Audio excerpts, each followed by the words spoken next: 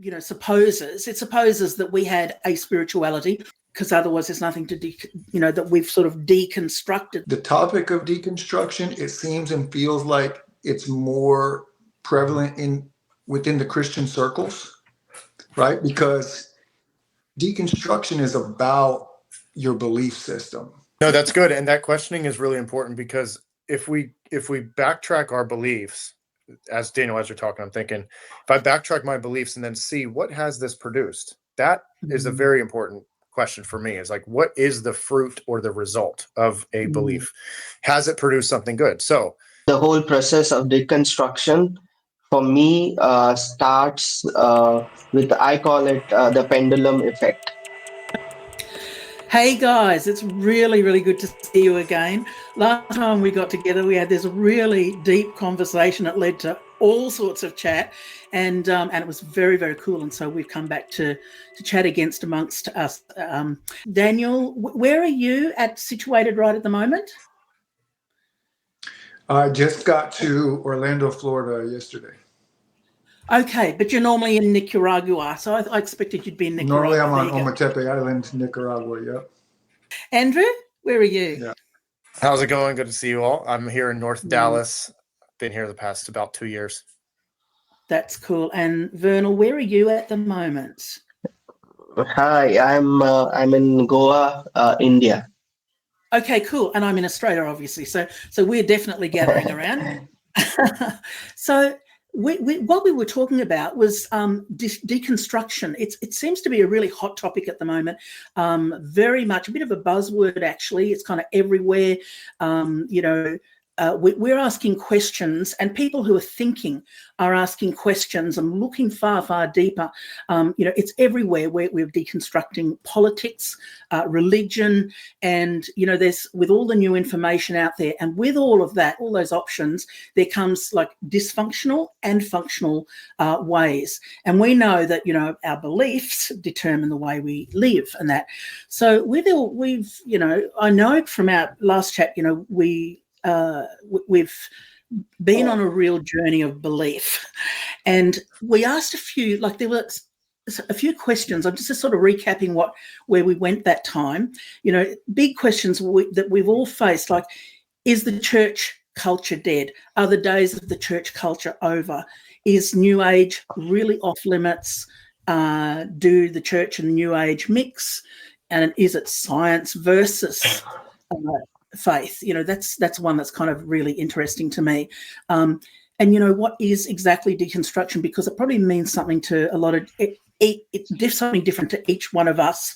And I know one thing about us is each of us there's a little bit of a non-conformist zing to us, kind of interesting. And I went through my mind, are we reformers or rebels? And I thought, I'm not going to even try and answer that. But so let's just get started. Hey, Andrew, can you tell us a little bit about yourself? Just let's pick up where we left off. Yeah. So this topic of deconstruction is amazing, because I didn't really know personally that I was going into it. It was not an intentional choice. I'm going to go deconstruct. We might all have different definitions of what it is. What happened to me as technology increased, information increased, is that all of my beliefs about so many different things started to be challenged, or there was an opposite, or there was another perspective. And I've always been a hunter into new perspectives, or I love these thought leaders and new podcasts. And Daniel, I've known obviously you and Vernal well for a while. And so the more I hear you guys speak, it's just things happen, right? And the spirit within me is never satisfied. So I'm always searching. When I grew up with certain beliefs, the newer ones would definitely come and challenge those. And that to me is what deconstruction was, is like looking deeply at the beliefs I had and said, what are they, causing in me? And I think it's happening at a global scale because of the information. I think you have to kind of have your head in the sand to say no and be very kind of strongly dogmatic and resisting certain things, because we do have to evolve. And this new information actually is very, very essential. When the deconstruction for me personally turned into a dissolving of self and of others and of God and all the meanings fully, then I was really left with nothing. And so we can get into kind of more of that, but I want to throw it over to Daniel. What was yours? Because we walked a lot of this together. And what was some of that process for you? Well, shoot, by the time I met you, I was probably already 10 years into what my experience was. And I would say that I was like, I want to differentiate between two different kind of words that are both kind of buzzwords. Awakening, that kind of was like a word that we was really pushing for a long time. Like, I remember I used to be a co-host on Truth Seeker's old podcast, which was called the Awakening Podcast. And this was like 12 years ago. But for me, the awakening and deconstruction are two different things. And I feel like I experienced both of them. Awakening to me is like the expansion of your consciousness to things you never knew about, right? So you're awakening to things. And so that was kind of like this experience I started having, I would say like around 2007, 2008, where I started opening up to topics and to things that were kind of off limits or outside of my Christian box that I grew up in, whether that was quantum or some like Eastern mysticism kind of ideas, or just things that I had never really heard or considered. And now I was opening up to listening to them. And so it started shifting the way that I would experience things. But deconstruction hit me like a ton of bricks in 2007, I would say, maybe around 2007, when I watched a documentary. And this documentary was about 9/11, about the financial system in the Federal Reserve, and about it was claiming that Christianity was just another sun cult religion like all the rest. And at that time, I actually knew nothing about any other religions. I knew nothing about 9/11 or any kind of conspiracy that be related to government. And I actually knew nothing about money and how it worked. And so all at once in a 2-hour period, I got immersed in an overload of information that wasn't just like new information, it contradicted what I thought I knew. And that's what deconstruction is. It's you're running into information that contradicts what you already think you know, which is different than just like, oh, I never heard that before. You know what I'm saying? Because it's a lot easier to receive new information on a subject you just never really thought about. That's good. Because you can just, you're kind of making up your mind as having a new opinion. But when you already have specific programming and like locked in beliefs about certain things, and then new information comes and challenges that, like, no, man, you don't know what you think you know. That is a sudden jarring fork in the road, because a lot of times, like, I don't know if you ever heard of the brain, it has something called the ROS, reticulated activating system, which is basically a part at the base of your brain that rejects new incoming information that contradicts the agreements that you're already holding. Reticular activating system. Because if what you thought you knew is not true, suddenly your whole foundation for making sense of this reality is potentially stripping away, and that's panic mode, so it's like defends at all costs. No, that can't be true, you know what I'm saying? Like, and you want to hold on to and keep what makes you secure, what you think you know, because if that's not true, then what else isn't true? And that's where deconstruction starts. You just start opening up like, what? Well, what else isn't true? Yeah. So that's right. Man. So so what really fascinates me, with you guys is that, like, I'm not really going to go into myself today, but obviously I've been through this or I wouldn't be interested with you at all. But Vernal, I was really found your backstory kind of interesting too. So tell us a little bit, tell me more about you, the other guys might know. I think deconstruction is kind of an ongoing process that I personally went through because as a pastor of a church and preaching for last 13 years or more, every time you hold on to some kind of belief, you keep deconstructing it. You try to see new things, and the I would say from believing in my old ideologies, I would uh, believe in new doctrines all the time, the new revelation all the time. So it started with grace, from grace went to hyper grace, something called as hyper grace, then universalism, then mysticism, oneness, all that stuff. But it really picked up, I think, pre-COVID, because almost when COVID was there and churches were closed, you could not meet people personally. There was ample of time, and as Andrew said, there was a lot of information out there.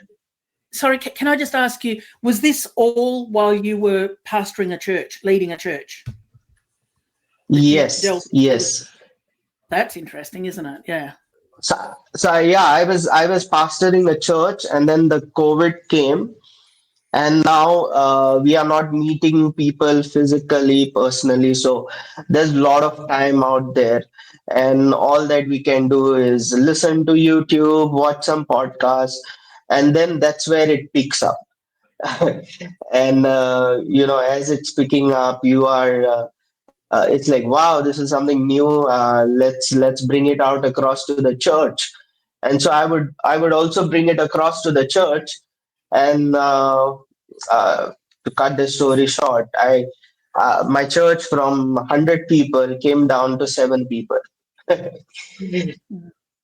And so when people leave the church, thinking that you are bringing something different from the main Christianity, uh, that's when you get hurt and you rebel and you still push to bring something more new and challenge people more.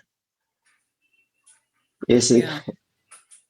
So what were the questions? Because if we're talking sort of about deconstruction of our faith in this context, or our spirituality in this context, and that kind of supposes that we had a spirituality, or we had a faith of some kind, before, and because otherwise there's nothing to that we've sort of deconstructed, that there was nothing. So what were some of the big questions, or some of the anomalies or contradictions that you saw that we've all seen in our different spheres, that started that journey of pulling things apart?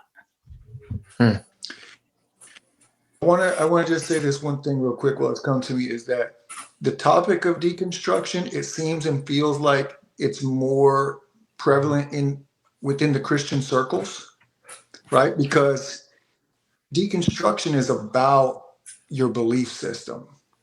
And it feels like religion is a belief system. And so people who are not necessarily religious or don't necessarily identify with religion, they don't really feel like they have a belief system. They think they're just living normal life. Okay.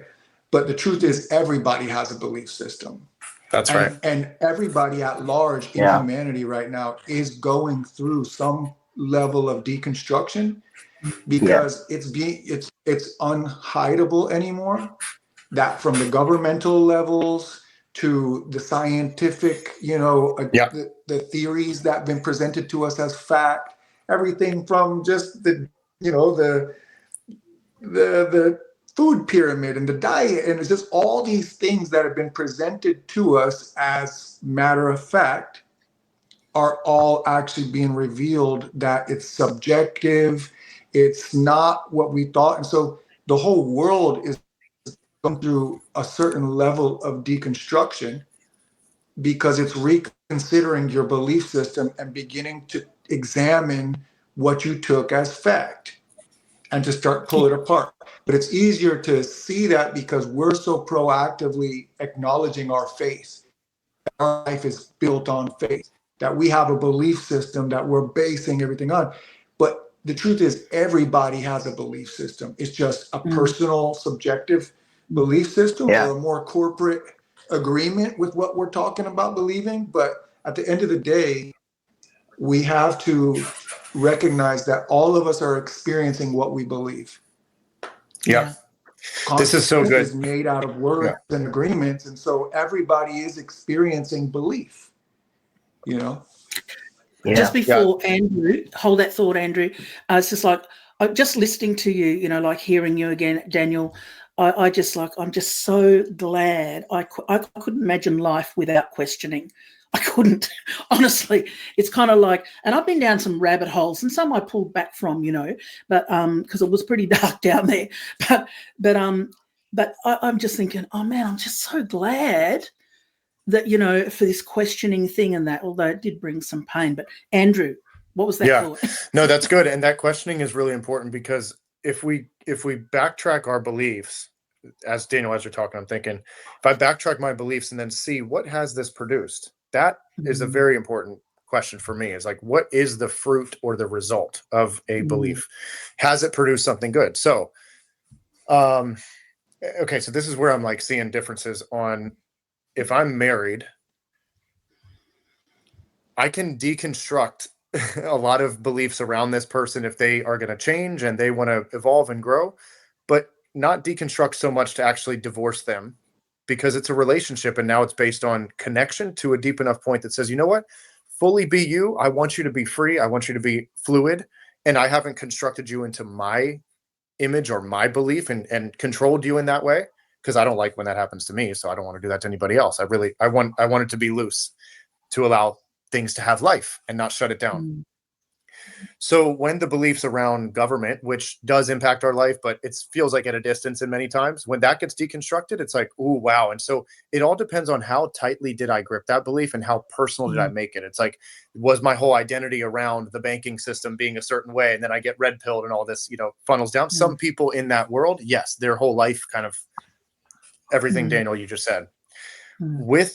With God, with church, with all that stuff, that's where it started to get muffled for me, because I grew up in a way where things were told to me. And as a kid, I knew deep down, I know there's a God, and I know that there's something about this Jesus. I had a deep knowing when I was 3, 4, 5 years old. And I can tell you with all sincerity that it was not because it was given to me and forced upon me. There was something from the inside that just knew and recognized. From that recognition till I was about 20, I resisted everything from that church. Okay. So I'm not one of those kids that just went with the flow. What's fascinating these days is all those kids who I grew up with who did kind of go with that flow. They are in crazy situations right now in their life.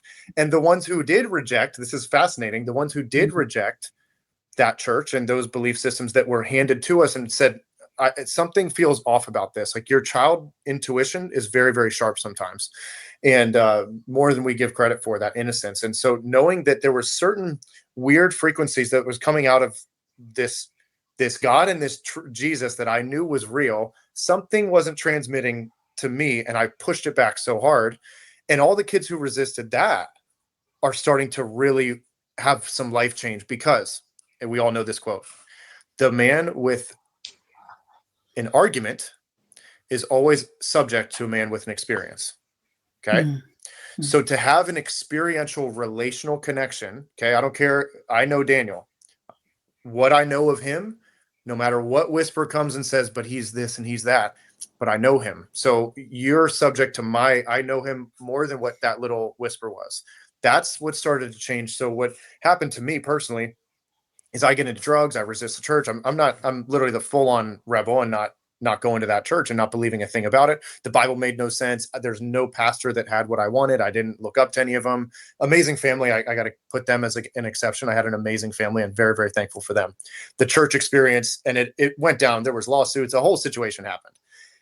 I'm happy I resisted it. I really am. I got into drugs. I got like I lived that crazy wild life of going to explore for myself. And that is actually when I encountered God at that relational connection level that made it so real to me that it was not about some dogma, some teaching, some Andrew's going with a belief system that, because I always didn't like watching people do that. It felt inauthentic, and I just want the real thing. That's probably why I went and ran that way. I wanted the real thing. It's what exactly happened. I had the real thing. My entire life changed from depression, anxiety, total utter fear. I thought I'd be dead by the age of 24. I could see no future. It was just a very, very dark place. And this God, and I won't get into all of it here, but because you guys know me, radically changed my life. So then fast forward to COVID, which is around Vernal when you're saying, yes, a lot of new information started coming up. It never put away the experience that I had of knowing this God and what happened to me, but everything surrounding it was starting to really dissolve and get questioned, and maybe it's actually this as well. And so that deep, intimate heart connection that changed me started to dissolve a little bit into, oh, it's just all connected, and it started to get very diluted. My own personal connection with God, and that was fascinating to watch that happen very slowly, because certain things happened to me that truly a higher power had to have done. The Bible made sense all of a sudden. I mean, just in moments. I went 2 years with no job. I was fasting, reading the Bible. That's all I did. My parents were like, you changed from drug addict and total depression to you did nothing except you're stuck in your room fasting and reading this Bible and telling us crazy stuff, and you've totally changed. Well, then fast forward, 5-6 years, and I can see where little distractions came in, where I did judge certain groups of people in the church. Oh, they're not actually being fruitful. I could go on and on about this because of what I said at the beginning. Watch where those beliefs fruits are. And with the best of them, I can go to churches and say the fruit of your beliefs are not good. Okay. So that the deconstruction process is because I've lived in that state of let me see what really this belief is. Because if you don't have what I want, I don't care to follow you. That should be a thing in humanity, right? I don't understand those who would, pay someone for finance advice who is more broke than they are, and right, results need to speak for themselves. And so that's what I started to see, and that's what was dissolving me away from church, religion, all this stuff, because I'm I don't even see any results that I even want. So I'll stop there, but that's that's really cool. Yeah, man, you got me buzzing, Vernal. I wanted to ask you something while I was listening to that. Just before I do, so hold that thought. Is it Andrew, what you said? I was the one that on the opposite side of you. I was the good girl, and I was 100%. 100%, had the right attitude with that. But it was like I was in this massive fog of denial. Right. It's and going down. And I was, I knew all about cults. I was I wouldn't have called myself an information junkie, but I love learning and that. And I just, just the rights and wrongs of things were just always really big in me. And, and I went down the rabbit holes of the money thing, like you're talking about and everything. And, but I was, I didn't, you did your, you went your way, kind of what I would now call self-determining. You did that from a young age. Me, I would never have dared do that. But when I got to a point in my life, in my hitting 40, when there was such misalignment in my life, and mind you, I was at the top of my profession, but there was so much misalignment that it blasted apart. And that fruit you're talking about, mate, that fruit splattered big time. It splattered because my experience was just so, and it was, I wanted the right things in that, but it was so misaligned in that. So Vernal, I just had to say, I was on the opposite. So I had the pain later that you were talking about. But I did. Oh, and I was going to just say that the biggest word that was silently in my head all the time and probably came out in my vocab all the time was should. So when I started turning the top corner from actually being, I'll actually say, quite fragmented, where I switched and in kind of thought, okay, I've got to change something here because I can't keep going. It was really, I'll start reading the Bible again, because I talked about it, but I didn't do it much actually, really, unless I was studying something. But my rule was, if I don't want to do it, I won't do it, and I had to eradicate should. So that's anyway, Vernal. Yeah. I think the whole process of deconstruction for me starts with, I call it the pendulum effect. So every time you come across some new belief which is not yours and it is quite convincing, you catch hold of it and then you try to run with it and you try to believe now that belief is the ultimate belief. There is no other belief than that. So that was the process where things started shifting in my life. Like as I said, I came from a Christian background where I thought, you know, uh, if you do something wrong, you're going to go to hell. And then I come across this whole grace doctrine. I catch hold of it. And then for me, grace doctrine is the ultimate. And if you speak something against it or something different from that, I would literally challenge the person. And the pendulum would go Must one be the side, enemy. Uh, yeah, exactly. So the pendulum would go to the extreme side of my belief system. Same way, I started dwelling into different stuff like universalism, and then later on oneness, that and the mind is God, and I am God, and all this stuff. And wouldn't quote some guys who speak these philosophies, but I would catch hold of it, and now I would say, okay, I'm deconstructing. I'm God. My mind has the power. I can, whatever I believe, whatever I think is going to manifest into reality, and I would catch hold of it, and then I would run with it, and the pendulum would go at one side. But in the process, as Andrew also said, uh, there comes a time where you ask this question: is my deconstruction constructive? Is it bringing fruits into my life?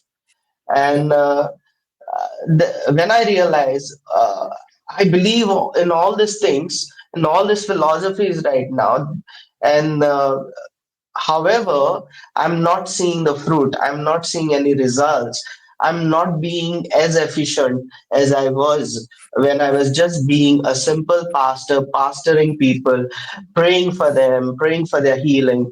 I'm not seeing any results. I'm like a lone soul, and I can't be effective in my life.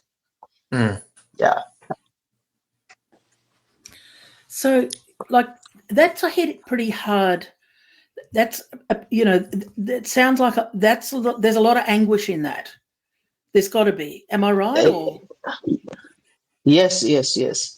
I mean, that you feel lonely at one point, and the reason I said this, it's a pendulum effect. Is if you see a pendulum, it will go to one extreme, then to the other extreme, and then it comes to a point where everything is balanced, and that's when you realize, oh, maybe this extreme is also important, but the other extreme is also important. The opposite side is also important.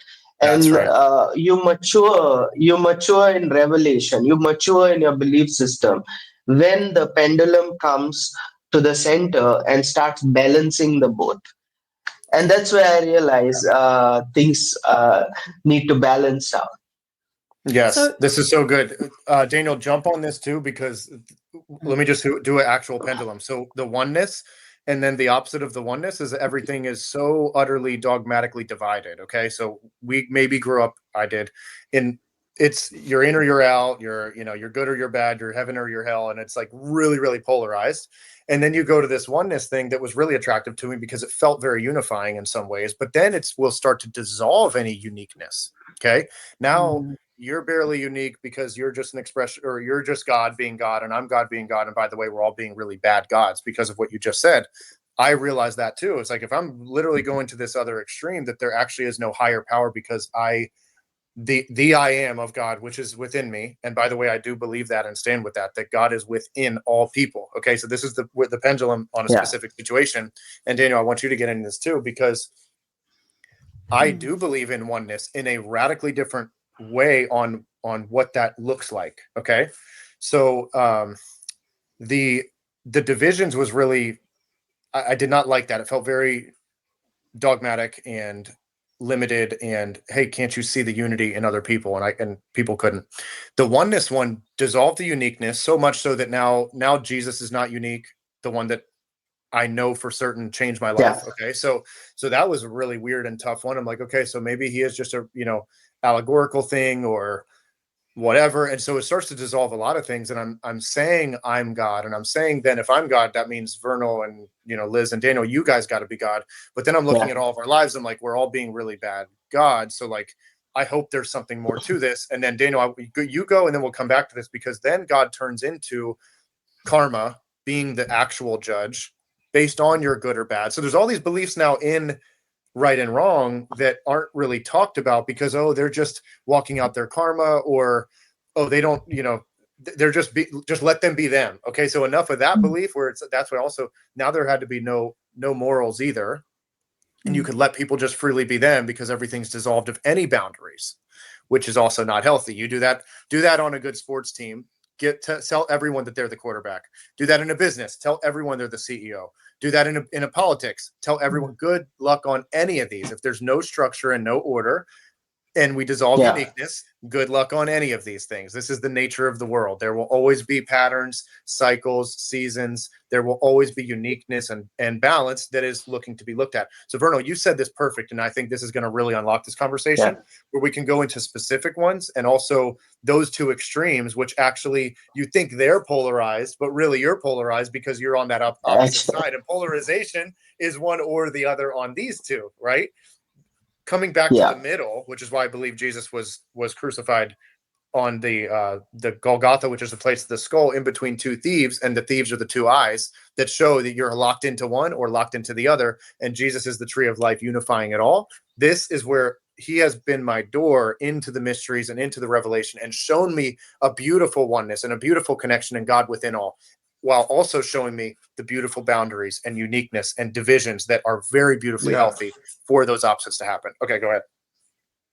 Yeah, it says, this is the mysterious will and plan of God, that in the right dispensation of time, he would bring together and unite all things, heaven and earth, visible and invisible, created and uncreated, in one man, Jesus, under the authority of Christ. So that is the mystery, that all of these polarized opposites can exist simultaneously and be experienced by man under the authority of Christ.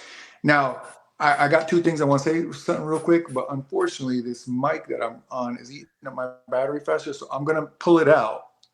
I'm hoping that it just automatically transfers over. Can you still hear me?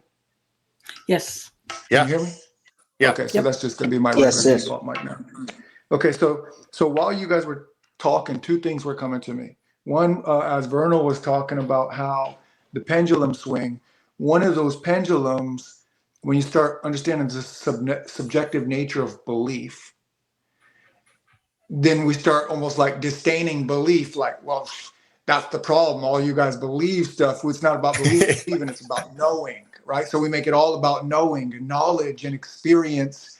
And then belief becomes like this lesser thing that's actually kind of like the illusion or the distraction. Or we've been believing things, but we're not supposed to believe, we're supposed to know, right? But Jesus said, this is eternal life, to know God, to know you, the one true and living God, and to believe in the one that you sent, right? So that means, once again, this polarity of knowing and believing, and that both are important, right? And so that means we can't disclude believing. There's no way out of believing, because we all are believing things, no matter what. So that's right. You can't disclude believing. So now if we have to believe, if we're going to believe stuff no matter what, then where's the standard, or where's the measuring stick for what to believe. You feel me? So Yeah. just like it says about the law, and Paul, he says like about how like until the law, I didn't know or understand that I was coveting. I didn't have a grid or a reference point for these things that I was doing or experiencing. So the law gave them a measuring stick or a standard for their experiences, A mirror. right? Yeah. But now Jesus Christ has come as a measuring stick or a standard to reflect to us, what am I believing? And at the end of the Yeah. day, you could talk about deconstructing all you want, but that's kind of like the dead end that we're going to get to, is the fact that we all believe something. You could Yeah. try to say, oh, I've deconstructed all my beliefs. You know what I'm saying? Like, well, if you no longer believe in anything, you won't even get up and go to the bathroom because you don't even believe you can walk. You know what I mean? So whether they're conscious beliefs or unconscious beliefs, at the end of the day, our actions, faith without works is dead. Show me your faith without works. I'll show you my faith by my work. So even our actions are the evidence of our beliefs.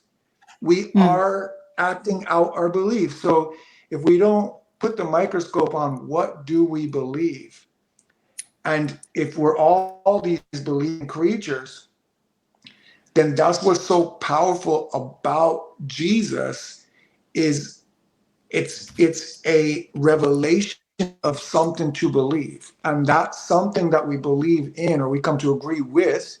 It becomes a measuring stick for everything in our life. You know what I'm saying? Because like to go to the second part of what you were saying, Andrew, I don't remember exactly what happened in my life, but I was on this oneness thing, and I was on I am God. I'm an expression of God. You know what I'm saying? And it's not that there's not a truth to that. Oh, that's what I was going to say, Andrew. The first 5DP we ever went to, Kirby was throwing around this phrase that always stuck with me. And he said, it's like we're walking around and we have to live with bifocal lenses on. Yes. And that That's means you have huge. to simultaneously Yeah. live, Yeah. being able to believe in the oneness, but also honor and recognize your weak, futile, Yeah. Frailty. subjective human experience, right? And if That's you right. can live simultaneously honoring both, it's like suddenly 2020 vision comes into play. But if you're only trying to acknowledge one or the other, so I remember I was on a period and I was like, yo, we are what he is. You know what I'm saying? There's no separation. I didn't want to hear no kind of Yeah. language at all that would hint at duality or any kind of Right. like distinction or anything. And then something happened. I can't remember what happened, but stuff hit the fan in my life. And it was a certain situation or a series of situations that I had no power to change. And I was sitting there on my Yeah. property, standing there one day, like I don't know if I even believe there's somebody for me to call out to Wow. because I am it. You know what I mean? Yeah. And it was like I was in this situation where trying to think more positive thoughts or believe in a better Yeah. outcome, it just wasn't really cutting it for this immediate situation I'm in right now. And yet I didn't believe kind of like in the old way that I would just call out to God and be like, Lord, help me, tell me what to do right now, you know what I'm saying? Or intervene for me. And that was gone. And like this Yeah. emptiness just hit me like a ton of bricks that I was like, oh my God, like this can't be Yeah. it. And then I start That's right. backtracking in my mind, like, how did I wind up here? I'm on this mountaintop and there Yeah. ain't nobody to reach out to, and it ain't producing the fruit, like you said, Andrew. It ain't producing the fruit. And I don't know how Yeah. to get back to where I once was or where I got Yeah. off track going down this path right now, but this ain't it. You know. Dude. Yeah. Yeah. I think even I felt the same, Daniel. I just want to share this. There was this point where I was like, I was sharing this with my wife, and she was agreeing with me because I was proving my points very logically, saying, "You see, we are gods. I'm God. The Bible says so."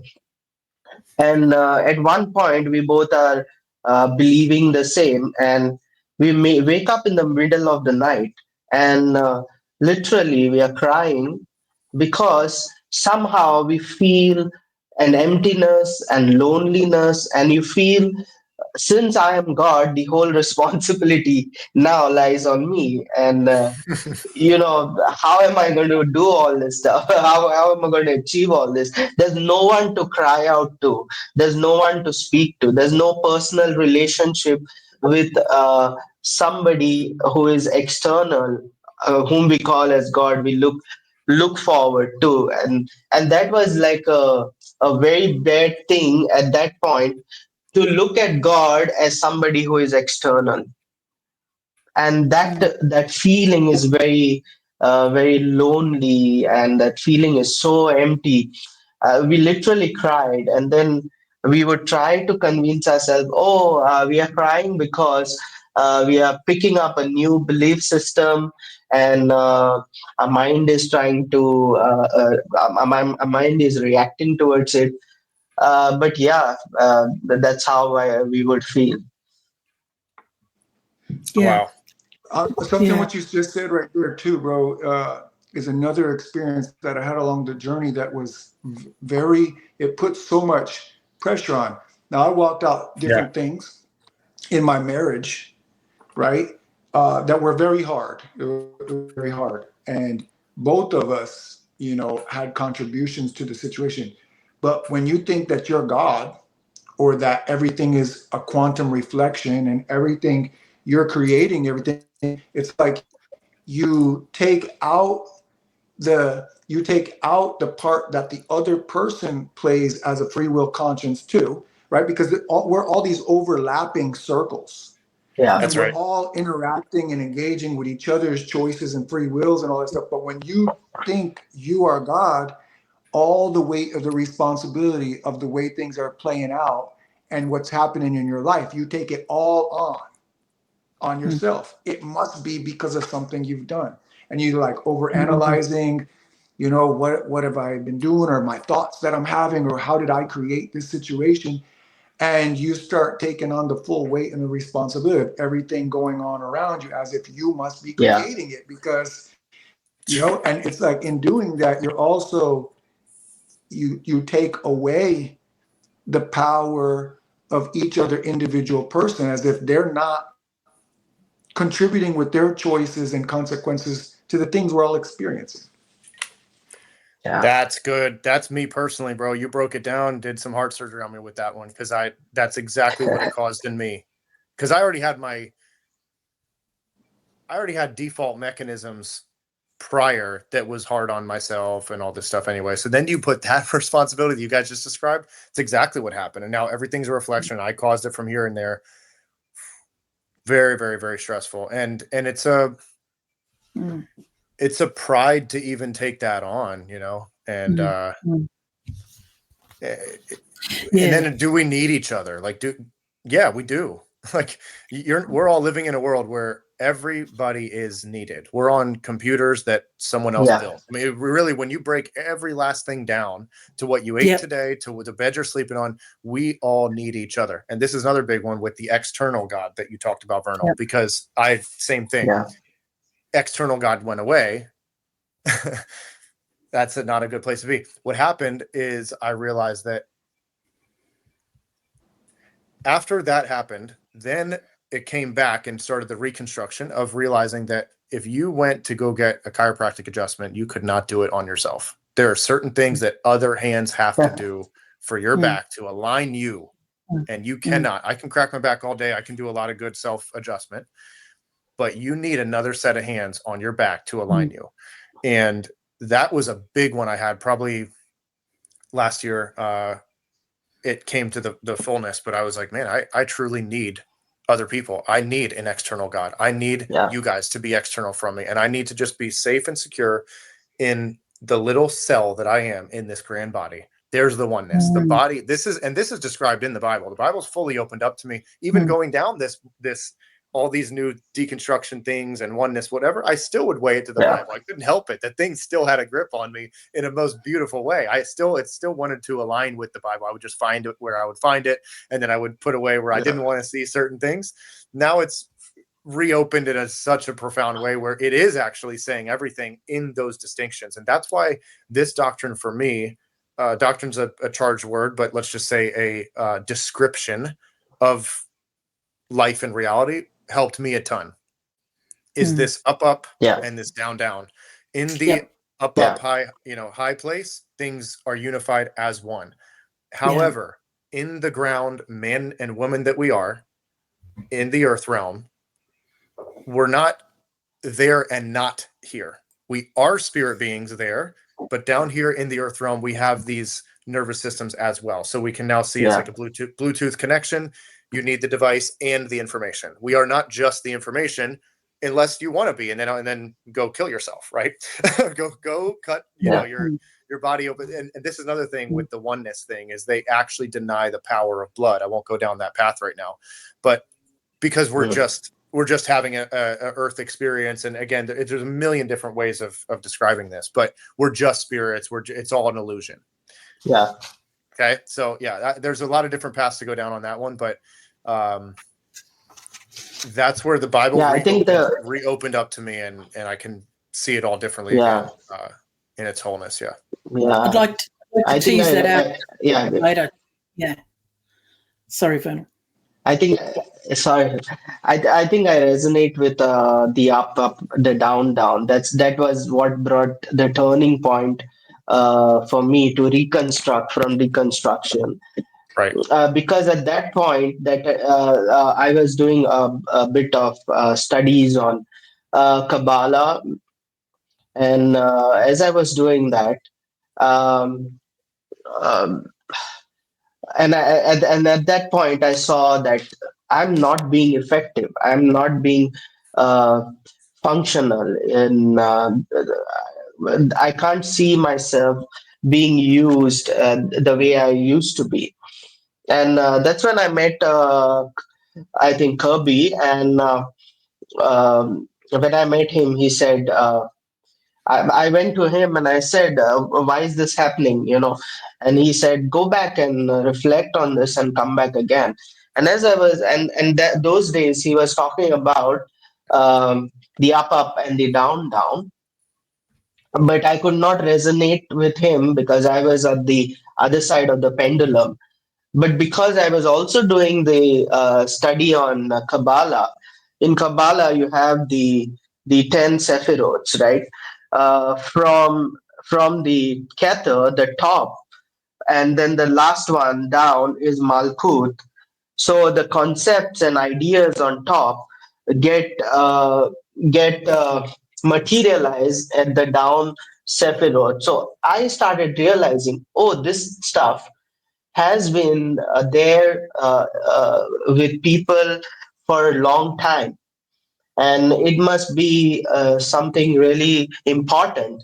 And I realized that concepts and ideas and the up where we are one, it needs to, when we come to the Malkut, that is the earthly realm, to be functional, it needs to be it need to possess the material realm, right? That's right. So in the material realm, you will see that we, in order to be functional, we, each one of us, have different roles to play, and without having those roles, the earthly realm, all these concepts are useless. And that's when I realized this up and down, it makes a lot of sense. Because if you are all the time, you see the Bible speaks about God is God of the mountains and also the valley, the up and the down. So that's when I realized there's something really deep here. If I am going to be a person who's thinking that I'm one and everything is an illusion, external, and everything is one with me, then I'm not going to be functional. There's nothing that is going to, there's no utility in my life. But when I realize in the down, I need another person. If I need Andrew, if I need Daniel, if I need my mother to feed me food, I also need in the down a God who is external. You see. So that Amazing. Yeah, the whole thing really brought a shift into my life. me too. So let me jump in because then I'll make it unanimous that the up, up, down, down was a super impactful season on all of us because we're all coming to similar, Yeah. revelations and things that started to drive us back down a same pathway caused by a same revelation, right? And so two things. One, before I jump into this, Vernal, before when you were saying this was something that I was trying to connect and forgetting about Jesus, when you were saying that you realized that you were no longer like praying for the sick and serving and doing all the things that you used to do at one time. That's the thing that's so important and necessary for a specific measuring stick, because without it, all belief systems and how many of us have heard, oh, they're all the same.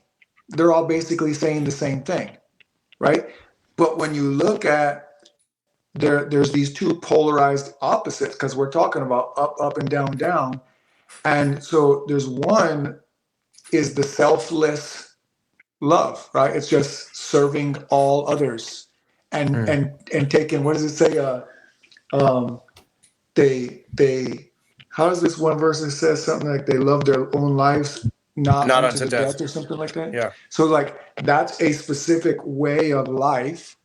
Jesus said, I am the way, right? That's a specific way of life, but it's the complete polar opposite to what a lot of those other teachings are, which is about self-love, self-service, and That's your right. best life. But if you don't have a standard to weigh against, you won't even you can't even see what is it I'm believing, right? Yes. And so until you have that specific thing that stands out, that's why he says that like the people were sitting in great darkness and a light shined amongst them. It's like this contrast. Yes. Suddenly there's a light that causes contrast that you Yeah. could weigh and measure what is it that I'm believing, which is really what am I doing? Because they're inseparable. Your actions and your faith are inseparable. So unless there's Mm. something to weigh it against, you can't even recognize what is it I'm believing and doing, right? And Yeah. so it's important to have that, which that's why Jesus to us is salvation, because it's not just a man or even a teaching, it's a revelation, it's a light that causes us to be able to examine our own thoughts and beliefs and actions and what is the fruit of those. You know what I'm saying? And to be able to contrast them, but to jump back into the up, up, down, down thing, for me, at the time that they did that series, that was really coming off the wave of me putting out my first album and, getting all kinds of feedback and people loving it and all that. And whether they knew it or not, I wrote that whole first album. And Andrew, I met him before I did it. So we was through the whole process. But that whole album was based on this revelation of our oneness with Christ and all about oneness and being seated with him and seeing through his eyes and living from that perspective. And at that time, for me, even any kind of language like about duality or even like the old worship songs or just anything that would come into my field where I felt like if I agree with these words, I'm submitting myself into a lower Right. Yeah. reality. You know what I mean? Yeah. Yeah. And so Hey, I just remember avoiding it at all costs and judging yeah. it. And then Yeah. but at that same time, I was also sharing a lot about this other voice, wisdom. And it says, I, wisdom, was there with the Lord from the beginning. I was the first of his acts, the first thing he brought forth. Through me, he created all things and stuff. And it put this thing into a whole new perspective because she was saying I was the first thing he brought forth and through me he created all things, and now I'm realizing, oh my God, like it was an intentional thing to divide and separate and bring forth so that we Yes. could have our own one of a kind unique experience by descending down into this. And I was like, oh my God, so duality is actually a dance that was designed and desired by God, so that Yes. he can experience all of us. And it like changed my whole mind on everything. And then I was like, oh, suddenly the thing that I was like hating against and like thinking like I got some elevated perspective, not that there wasn't truth in what I was saying, but all of a sudden I could see the beauty and the intentionality and like God's heart behind it all, because the dance of duality doesn't mean separation or alienation, right? Mm. That's what Mm, happens in us when we don't know or understand what this mm, is, you know, and mm, suddenly like reconciled the whole thing. Like, is oneness true? Yes, it is. Is duality true? Yes, it is. mm, mm, And it's all good, you know? That's mm, so, yeah. mm. That's really good. Hey, I was wondering, this we're sort of starting to get into deeper, which is very, very cool.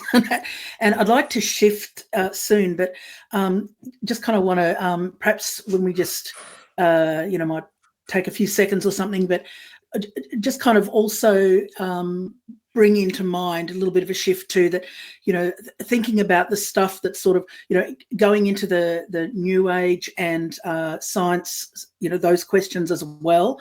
You know, it's the stuff that sort of dangling outside the box that we're living in, you know, and the things that caught our attention and caused us to question the limitations and the walls of our agreements, and that, because, you know, based on what we were told, and that because those things were deemed off limits, you know, we went down another track that we've already just touched on already here, but you know, that cast doubt and didn't just cast doubt, but led us down a doubt around all authority, and so we re-examined, you know, because of this up down thing, that we, you know, that there's there's dimensions to us, and that you know, we had to re-examine everything we believed in and agree with, and that. So I kind of like to take that a bit further, but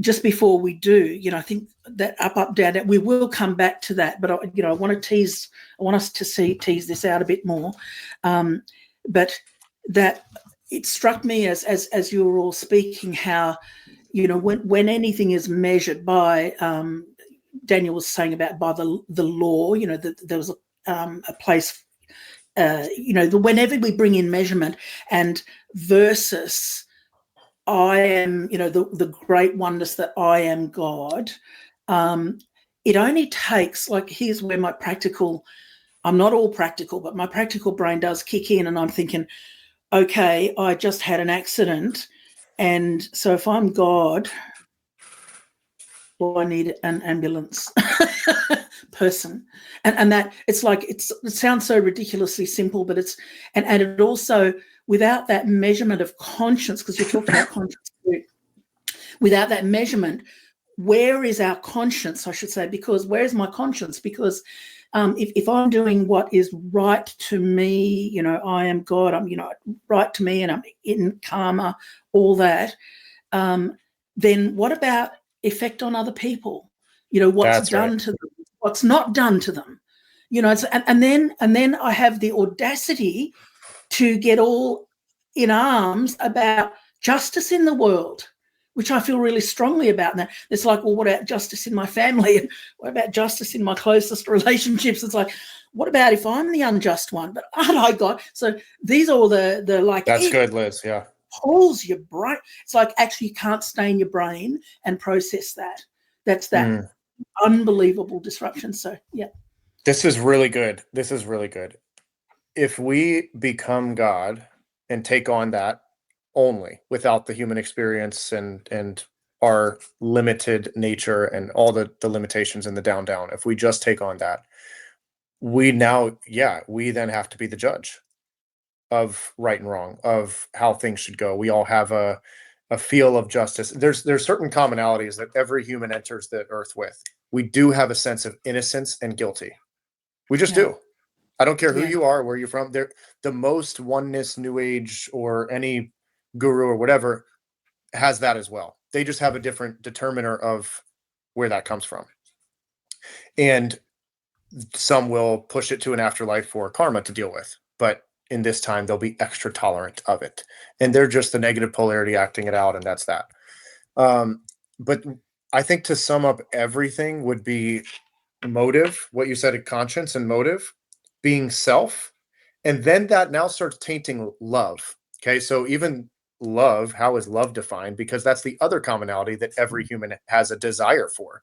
The baby is desiring love from day one, and everything we're doing is motivated by receiving love, really. And yes, giving love, but even when you give love, you feel like you've received it. Okay. So we're all just totally hardwired for love. So now the meaning of love starts to get skewed by this self motive. And my favorite definition for love is actually in the Bible, when it says, and it's this whole list, but it says love does not seek its own. So when motive is self seeking, it's automatically twisted. And there's a lot I could share on that.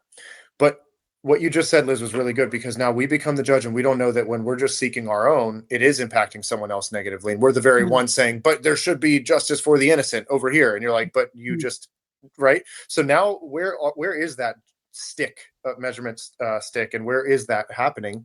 And do we just keep throwing it into the hands of karma to be our judge? Because they say that there is no God or I am God. Okay, there's either no God or I am God. Those are the, and so you either have to be on top of all of it and judging all of it, or you are having a belief that there is something that has to be the giver of justice, or even the, like, what even causes that to come into us. Yeah. Justice is a massive topic, right? Justice is a massive topic, and this love thing. What really is love? And watching the oneness type of love gets really, really weird. It gets so tolerant. It gets, oh, they're just doing them. And it's not laying your life down in sacrifice. That sacrifice word is a big no-no in that community. Okay. And then they get into this free love. And then, it's like a million. It's like, it's just experience. Yeah. So what even is all this? You're just doing what's best for you. You're just exploring the inner, and then they get these lofty words, there's nothing to ground to. So then the words do become so lofty, and you're like, what are we even doing? We're so not even connected to the earth. And I've watched the comment section on some of these people who've gone that route, and they're like, you are just like in a totally, you're in a totally different language and a different realm, and it's all just self-delusion. So that's where it really can go. That's where I'm very thankful that some reconstruction happened, and reminding me of my foundations, and actually re-encountering my foundation, and realizing that it was pride that would say that I could be God. It was then twisted love that kind of dissolved a lot of things, and then it was just self motive. So I wanted real quick, while I got these two things in my mind real quick. One is